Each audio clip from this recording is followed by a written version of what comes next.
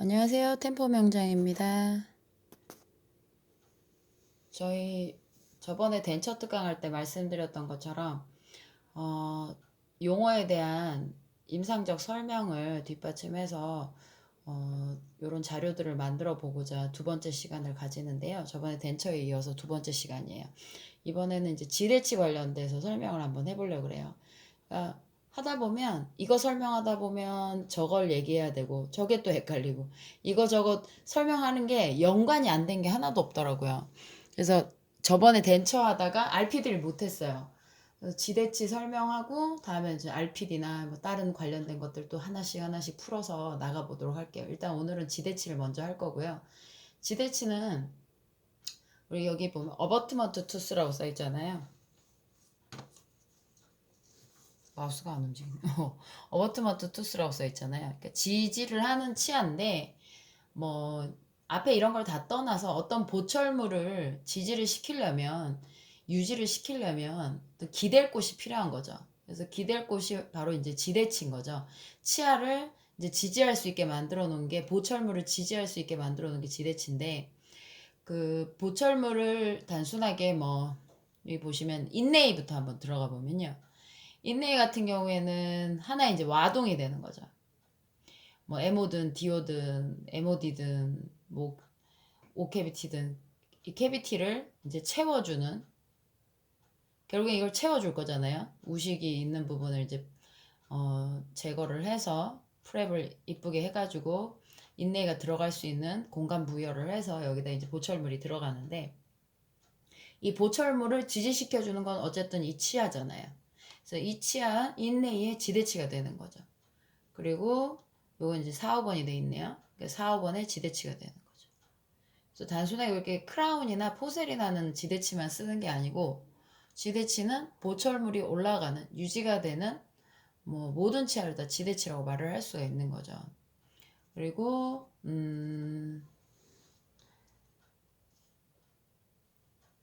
요거 이제 크라운이에요. 크라운 보철인데 보시면 이제 외부 쪽 마진이 있고 내부 쪽에 라인 같은 게 보이실 겁니다. 그래서 지금 요 두께를 보철물의 두께 예를 들어 크라운을 0.5에서 0.7mm 정도로 프랩을 한다. 그러면 고기를 삭제했을 때 요 두께가 0.5에서 0.7 정도 된다는 거죠. 이제 사람마다 차이가 있고 하다 보면 환자 이제 상황에 맞게 또 차이가 있어요. 그래서 지대치를 형성을 해주는데 이 사람은 이제 크라운이든 포세린이든 뭘 올리려고 이제 프랩을 한 거죠. 그러니까 프랩량이 그렇게 많지 않은 걸 보면 이제 크라운일 확률이 높고요. 요새 이제 지르코니아 프랩도 많이 해요. 이런 데 보면 또 프랩량 많거든요. 그러면 이제 지르코니아일 확률도 높고. 근데 이런 데 보면 또 프랩량이 적단 말이에요. 그러면 크라운일 확률이 높죠. 하다 보면 이런 데 이제 걸려갖고 프랩이 더 되신 것 뿐이니까. 그래서 여기 라인들 보시면 외부 마진과 내부 마진 라인. 지르코니아가 저도 깨면 깨지겠는데? 저도 이게 보철이 얼마가 돼 있는지 몰라서 요쪽을 보면 또 요쪽 같은 경우는 프랩량이 꽤 돼요. 요런 건 이제 지르코니아 프랩 일 확률이 높죠. 이거를 뭐 PFM으로 할 수도 있는 거고 이건 뭐 환자 상황에 맞춰서 하는 거니까. 그래서 지대치는 보철물 두께로 보통 크라운 지대치나 포세린 지대치나 이런 자연체 보철물 올라가는 지대치들은 인레이도 그렇고요. 보철물 두께만큼 프랩을 해요. 보철이 들어갈 수 있는 두께만큼. 보통 크라운은 0.5에서 0.7 정도, 뭐 포세린 같은 경우에는 1에서 2mm. 근데 1mm는 좀 애매하고요. 1mm는 넘어야 돼요. 막상 기공물을 제작해 보면 실제 두께가 1mm가 나오는 게 아니거든요. 세멘 공간도 있고 뭐 언더컷들도 있고 하면 더 얇게 제작이 되는 경우도 있어서 한 2mm까지 이렇게 깊은 넓은 데는 2mm까지도 프랩을 합니다. 보철이 들어갈 만큼 삭제를 해서 여기 보철이 올라갈 수 있는 지지할 수 있는 지대치인 거죠. 크라운이나 포세린이나. 그리고 여기 보시면 지대치들은 보통 한 개가 있을 때는 옆에서 보시면 한 개가 있을 때 위에선 잘 몰라요. 옆에서 보시면 이게 이제 패스라 그래서 지대치가 위에서 보철물이 들어갔다가 나올 수 있게 착탈이 가능한 삽입로가 확보가 되느냐 이 지대치에 되게 또 큰 관건이 되기도 해요. 인네일을 했는데 인네일을 끼울 수 없다면 인프를 떠봤자 무슨 소용이 있겠어요. 그래서 지대치는 확실히 요 패스 들어갔다 나왔다 하는 이 길이 확고해야 되고 확실해야 되고요. 그리고 특히 거기서 이제 많이 힘들어 하시는 데가 어디냐면 브릿지 종류들 같은 경우에는 제작을 하시다 보면 본인이 뭐 그렇게 하고 싶어서 하는 게 아니라 프랩을 하다 보면 이게 패스라는 게 보기가 굉장히 힘들거든요. 노련한 원장님들이나 뭐 노련한 원장님들도 항상 100% 패스를 잘 보시는 건 아니에요. 그래서 기공소에서 만들어 보고 답이 안 나올 때는 추가 프랩을 요청을 하기도 하잖아요. 그래서 이 패스가 이 글씨는 다른 강의 그거라서 이건 상관없습니다. 그냥 이제 사진 참고하려고 올려놓은 거라. 유튜브 요 가시면 진짜 패스 영상이 있어요. 그것도 한번 참고해 보시면 좋을 것 같아요. 여기 이제 프랩을 해가지고 지대치를 만들어 놓잖아요. 지대치에서 이제 보철물 착탈이 되려면 패스가 확보가 돼서 이제 왔다 갔다 해야 되는데 여기 보시면 이 친구 같은 경우에는 괜찮아요. 패스 그럭저럭 2개 정도는 나쁘지 않아요. 근데 이 친구가 약간 옆으로 이렇게 자빠져 있어요. 그러면 이게 보철이 넣을 때 안 들어가요. 실제로 이 보철은 이렇게 못 넣었어요. 특히 이렇게 스프린트처럼 다닥다닥 붙어 있는 보철들은 패스가 조금만 어긋나도 잘 안 들어가거든요. 그래서 지대치 같은 경우에는 이런 패스도 굉장히 중요해요. 그러니까 지대치 얘기만 단순하게 할 수가 없는 거죠. 요런 데가 이제 좀 추가 삭제를 요해서 삭제를 하고 보철을 뭐 삽입을 한다던가 이렇게 처리를 할 수 있겠죠. 아니면 뭐 억지로 해서 들어가서 실제로 얘는 이렇게 안 들어가 약간 따닥 이러면서 꺾이면서 들어갔거든요. 그러니까 요런 식으로 패스가 확보가 된 지대치가 필요한 거죠. 특히 브릿지에서는 이제 패스가 지대치라 함은 패스라는 단어가 연관지어서 나오는 게 많죠. 그리고 요것도 지대치죠. 지대치가 어버트먼트 투스잖아요.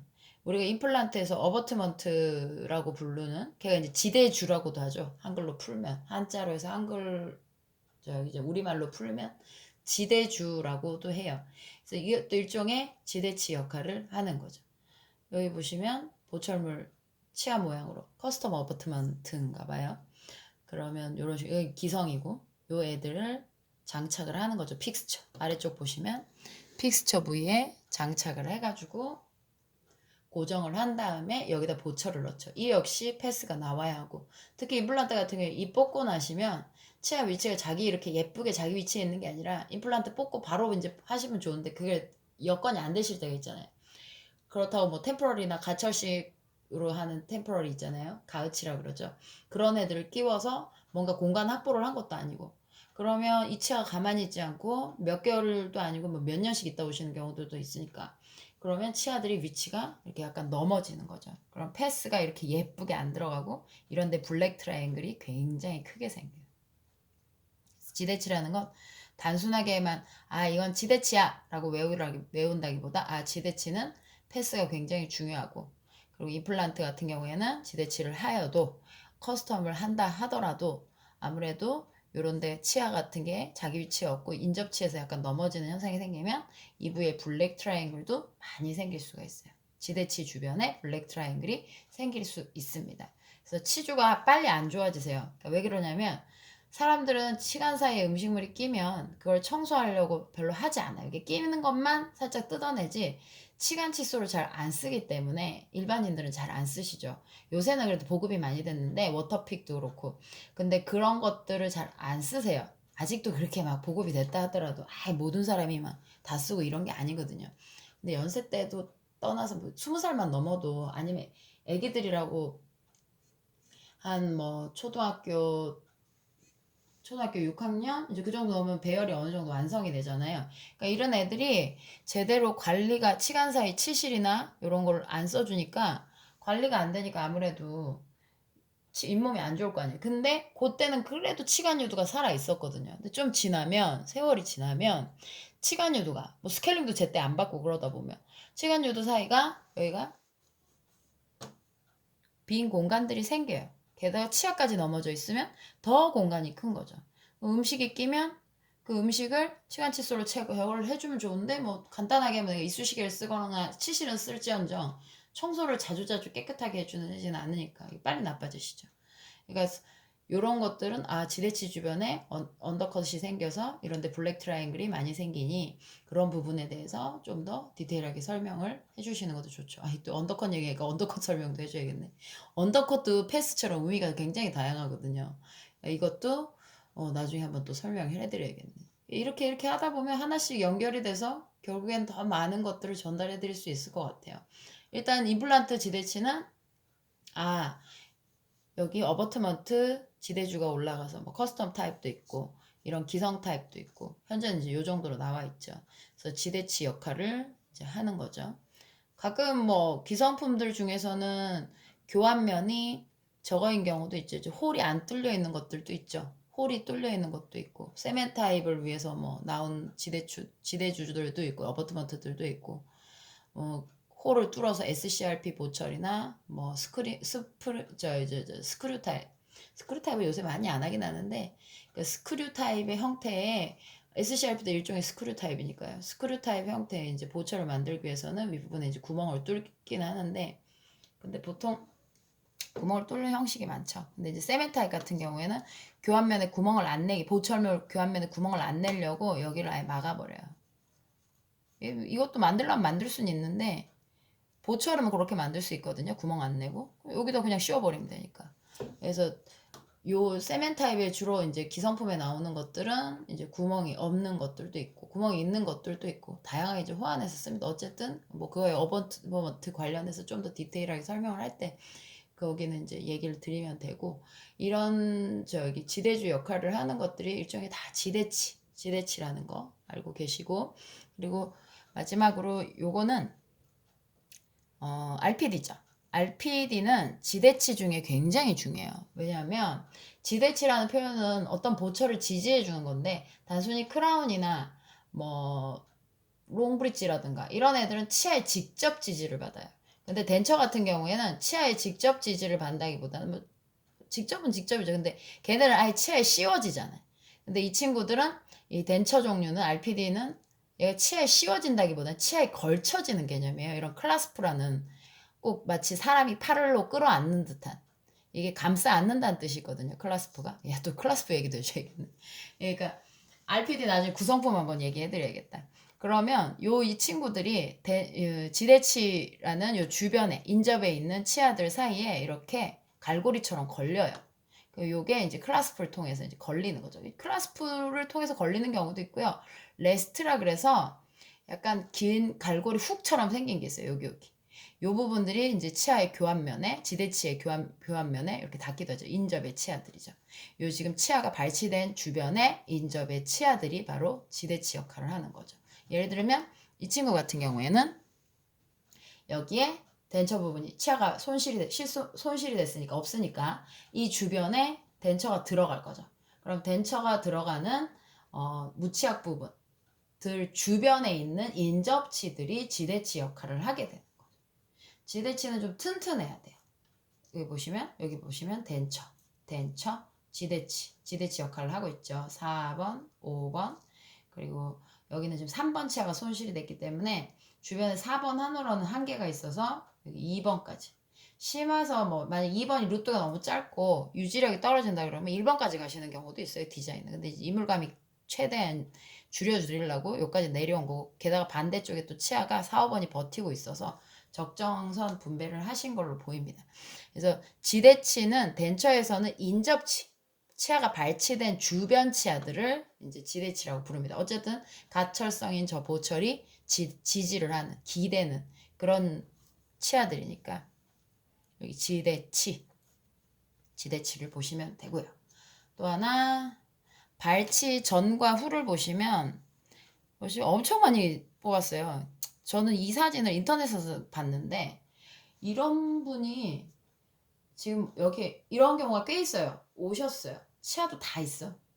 있을 거 다 있는데 막상 이제 발치를 이만큼 덴처를 하려고 봤더니 치아 상태를 봤더니 뭐 보철을 하든 어떤 치료를 받으러 왔던 하러 봤더니 세상에 치료 계획을 잡았는데 자기가 갖고 있는 이 반절을 다 뽑아버린 상황인 거예요. 4호 뽑았죠. 3번 남았죠. 1, 2 뽑았죠.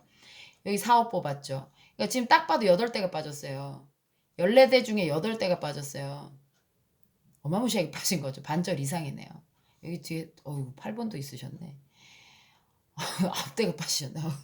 이렇게 많이 빠지셨는데 이렇게 많이 빠지셨는데 이분이 기분이 어떻겠어요? 내가 이렇게까지 생각을 했겠어요? 왕창 이렇게 뽑을 거라고? 근데도 불구하고 이 덴처라는 애는요, 디자인 그대로 10년 이상을 써야 돼요. 뭐 10년 돈이 있으면서 자주 바꾸면 되지만 덴처를 그렇게 쉽게 바꿀 정도의 단가가 아니잖아요. 그리고 고생도 많이 하시고. 그래서 이 덴처를 하려고 왔더니 세상에 안 좋은 건 다 뽑아.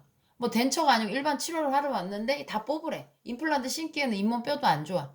그래서 이 사람은 뭐 이대로 임플란트를 안 심었어. 아니면 나는 임플란트를 심을 건데 여기를 요 치아 6대를 하고 여기 뒤에는 임플란트를 심을 거야. 뭐 그럴 수는 있겠죠. 근데 만약에 이분이 답이 안 나올 때는 가격대가 너무 세서 답이 안 나올 땐 덴처를 하시게 된단 말이에요.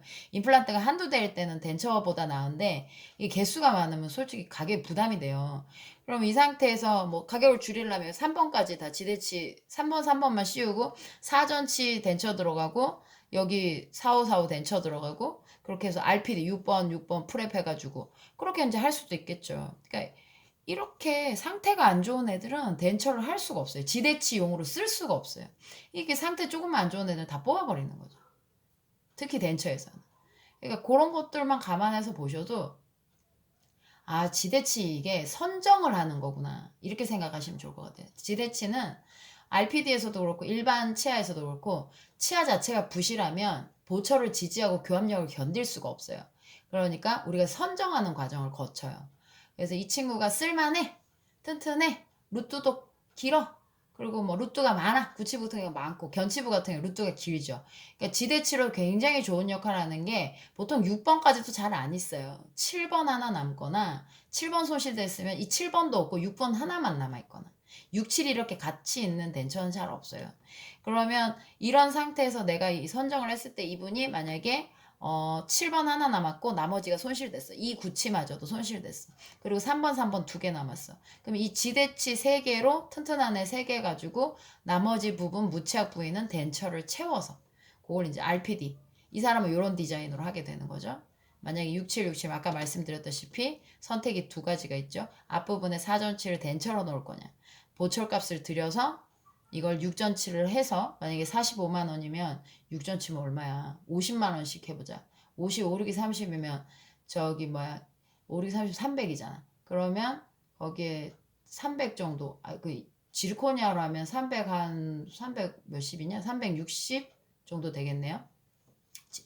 60만 원, 66이 36이니까 360 정도 되니까 아씨 이것만 해도 어마무시한데 지르코니아 그러면 일반 PFM을 해도 단가는 뭐 15만 원씩 빠지니까 360만 원 빠져 300만 원. 아 너무 비싸다. 너무 비싸다. 진짜 진짜 비싼데 많이 싸게 해봤자 270인 거잖아. PFM을 해봤자.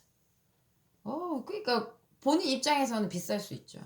그러면은 그런 상황에서 치과가 비싸다고 말을 하는 게 아니라 그분 입장에서 말을 하는 거예요. 아, 그럼 너무 비쌌네? 이분은 이렇게 말을 할 수가 있다는 거죠.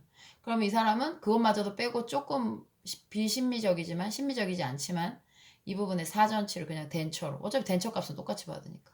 그러면은 값이 아무래도 확 줄죠. RPD는, 요새 RPD는 그렇게 생각이 들어요. 임플란트를 못 하시는 경우에 하시는 거죠. RPD는 좀 그런 애매한 상태인 것 같아요. 그런데 이게 또 완전 풀덴처로 가면 너무 적응하기 힘드시거든요. 그래서 요런 애들은 이제 지대치 선정, 일반 치아도 그렇고, 특히 그 신경치료 하신 분들은 상태 안 좋잖아요. 걔네들 좀 있으면 뭐 쓰다가 사람이 실수로 부러뜨려 깨서 이제 뭐 딱딱한 거 드셔서 깨셔서 오시는 경우도 있고, 거기다가 뭐 쓰는 데까지 썼는데 치질 얼마 없어서 캐스팅 포스트 같은 경우에 하셨으면 캐스팅 포스트 하면 거의 사형 선고거든요. 이제 그 다음은 없어요. 여기까지가 마지막이거든요. 저 종신형이라 그래야 되나? 저 시한부. 얼마 안 있으면 이 사람은 이제 쓰다가 최대한 쓰다가 캐스팅 쓰다가 운이 좋아서 정말 잘 쓰셨으면 오래 쓰시는 거지. 대부분 캐스팅 포스는 오래 못 가요. 10년 쓰시는 건 생각보다 힘들거든요. 그러니까 그런 식으로 지대치라는 게 이게 단단하고 잘 버텨주는 애들을 선정을 해서 쓰는 거예요. 기본은 멀쩡한 애. 거기에 조건이죠. 멀쩡한 애. 그 상태에서 치질이 손실이 됐으면 그에 맞는 보철, 인네이나 크라운이나 PFM 종류나 뭐 지르코니아를 하시든 이맥스를 하시든 이런 보철이 들어가기도 하고, 이렇게 해도 신경치료 들어가고 상태가 안 좋을 때는 뭐 코아 같은 걸 하시기도 하고, 그리고 코아를 해도 답이 안 나올 때는, 치질이 너무 없을 때는 지대치의 그 캐스팅 포스트 종류를 해가지고 그렇게 더 씌워줘서 최대한 크라운이라는 자연 치아 모양 형태를 유지하려고 노력을 하다가 이제 도저히 답이 없으면 뽑고 RPD의 지대치로 생을 계속 연명을 하다가 뭐 생을 마감한 애들도 군데군데 있고, 그러다 보면 이제 결국에 이 친구들이 다 뽑히면 지대치는 이제 없죠. 여기에 지대할 수 있는 치아는 없죠. 그러면 임플란트를 심어서 아까처럼 이렇게 임플란트를 심어서 지대치 역할을 만들어 준다던가, 아니면 아예 덴처 자체로 풀로 들어가시는 경우가 있는 거죠. 그래서 지대치 개념을 한번 이렇게 정리를 해봤습니다. 고생 많으셨어요.